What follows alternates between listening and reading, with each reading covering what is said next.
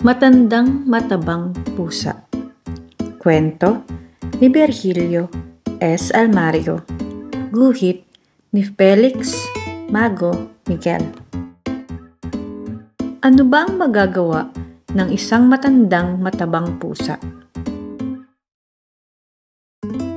Mabagal at lampa, ni hindi makadakma ng payat na daga.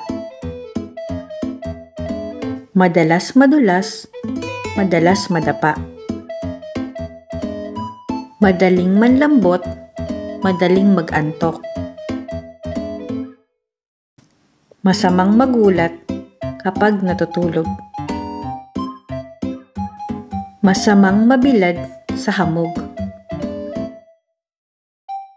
Ano ba ang magagawa ng isang matandang matabang pusa?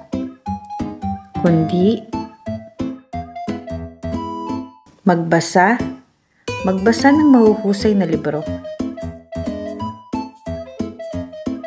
Mag-isip, patalasin ang ulo. Mag-ipon ng talino. Habang humahaba, kumakapal ang balahibo. At kung hating gabi, mangarap lumipad, manood ng mundo, sa piling ng marurunong na kwago.